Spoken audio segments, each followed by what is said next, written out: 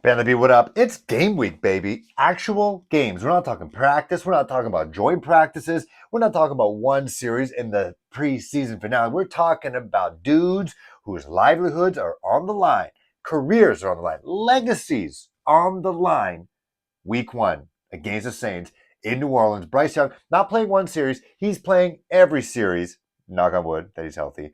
4 straight quarters. Try to go for a win, maybe a division win. Let's go 1-0. I'm going to read some of your comments in one of the best months I've had since starting this channel, while also drafting for my fantasy football team. So I was picking second overall in my fantasy football draft, one of 2 drafts that I'm in this year. And pick CeeDee Lamb out of Dallas Cowboys. Let's talk about the Carolina Panthers right now. Let's read some of your comments. At Kevin Fakori 403 says, Phil, I'm so excited. I've got goosebumps. It's 85 degrees here in North Carolina right now. Can't wait until next Sunday. Now it is this Sunday. It is Labor Day here in Canada. I don't know if it is in America as well, but Carolina Panthers taking on the New Orleans Saints. Bryce Young and this new look offense, one that they've been working on. They had it down pat 10 days before the preseason finale against Buffalo, as they've just used this time to mature it and just actually get all the kinks worked out. Terrace Marshall no longer with the team. He is now with the San Francisco 49ers.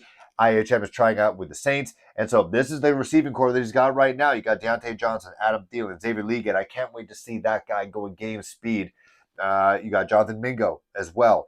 And we got, Tommy Trembles is kind of busted right now. Ian Thomas is busted right now, even though he is still on the team.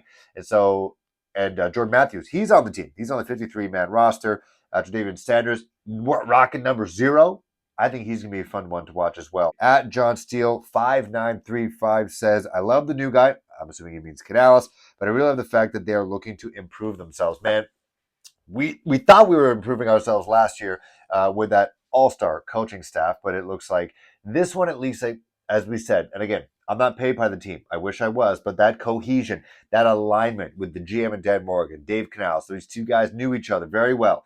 And then just, with Idzik as the offensive coordinator, and some of the Tampa guys working in, some of the defensive players that they brought in who align with Ejiro Evero's philosophy to play defense, I think could result in good things this year compared to last year. Like, anything could be better than last year. I mean, you can go winless. I don't think that's going to happen. In my actual fantasy draft right now, AJ Brown just got taken.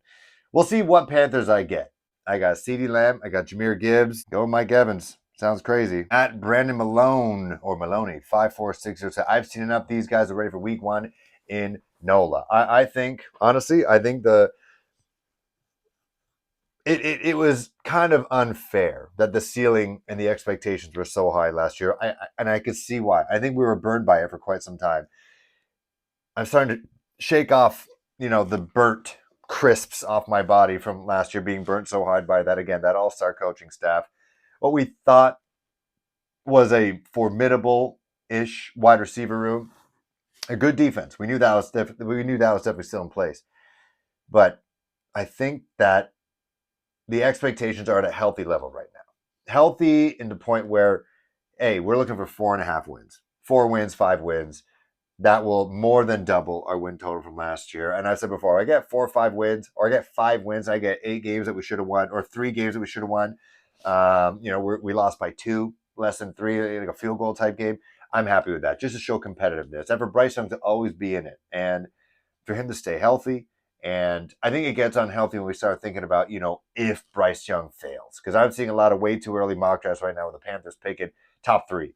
And if that's the case, and every single one of these mock drafts for 2025, mind you, not a good quarterback draft, in my opinion. Always say, hey, if Panthers are finishing this high, it is realistic to think about if Bryce Young is the future. And that's, to me, when it gets unhealthy. Because, as we talked about before, if you've seen my previous videos, there is so much pressure put on these young quarterbacks. Bryce Young is like 22, 23 years old. I think he just turned 23. Like, his voice is lowering every single day, literally. Like, he sounds different this year. And to expect them to be in complete command of an offense, especially when that changed 3 times in his rookie year before he even stepped on a field in the regular season, it's a lot to ask. It's a lot to ask, and I think that's where Dave Canales comes in, because he is simplifying the offense, and where you might be hearing from Tom Brady, and he could be saying that's a bad thing. You should not be simplifying an offense because it makes the game worse. I think if it means that Bryce Young has just an easier transition, if you want to call it that, as to being a full-time pro in an actual offense that is stable. Like last year was like his red shirt. That's what it felt like. He got his butt kicked, and it was not a good situation. But I think we're in our brains. I think we're in a good spot. All right, I'm back.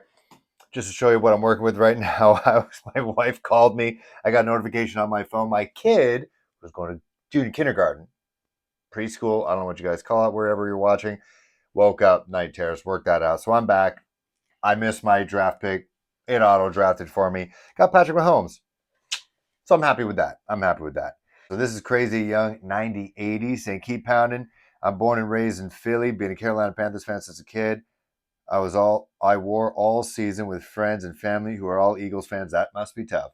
2014, I went to put the Carolina logo on my neck, very big. Whoa. Win, lose, or tie, I stick by my Panthers. This year, Bryce Young and Leggett will have a good season. Keep pounding. Black and blue for life. Wow. See, that's someone who needs win or lose, stick by my logo on my neck. So man's got a Panthers. I think he's trying to say he's got a Panthers tattoo on his neck. This guy needs a podcast or a vlog. Steve DeFeo, he's one of the all-timers, one of the OGs. Panthers Pro says, I've been a fan since day one and can't seem to root for our offense because of our midget QB we drafted. I just don't understand what you people like in this guy. I'd rather have Jimmy Clausen, who we had in like 2009. He was trash, but would later take him over Bryce. Our defense has always impressed me. I'm trying to root for our offense. I really am. Just baffled that we drafted Bryce. There are going to be those people. And hey, I made a video thinking that CJ Stroud was going to be the guy. I even used the photo, a jersey swap, to have him as our QB. I literally have a channel that said he is our guy, QB1. But they chose Bryce. And Dan Morgan's part of that company as well. And, Bryce is even in that one series. And according to the beat reporters who are out there on the field, that Bryce has had a very impressive training camp, had a very impressive preseason as well in terms of that one series against the Buffalo Bills. I know that there's going to be people out there who just want him out. They'll find whatever reason that they can to let this guy go. But may I remind everybody what that reality looks like? What does that look like? Because it depends on how many wins you get. If we get 2 wins again, yes, you're drafting up high again. But in a draft that has like Shedeur Sanders as like the number 1 quarterback, and I don't know if I'm into that. Yeah, I'm not like I'm sure Sanders is. He had a good game. He had a first opening game, I think, against North Dakota State, but I don't know. He's prime son, and I'm sure I know he brought him up well. I don't know. Is he just a flashier Bryce Young? I have no idea. I'm not a fan. Quinn Ewers out of Texas, maybe he's bigger. Like everyone is going to be bigger than Bryce Young, mind you. Caleb Williams is like an inch or two taller than Bryce Young. Just saying. And both are capable of doing that magician type stuff.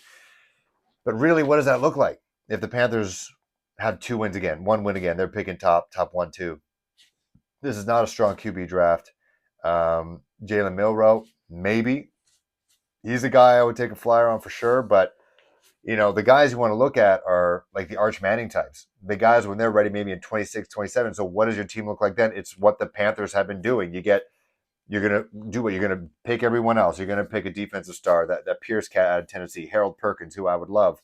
But by the time you get that rookie QB in 26, 27, then you got to start paying those other players that you drafted because the QB class is kind of weak.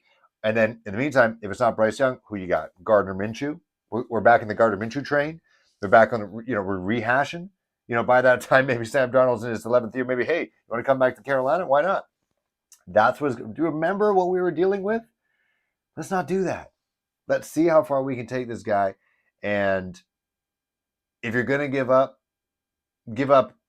when there's a QB draft that's worthy of it. The Arizona Cardinals had Josh Rosen. It didn't work out, and it just happened that they had Kyler Murray, who was available in that very next draft, and they got him, and he's been doing okay. At least he's exciting. And I know he's injured a bunch.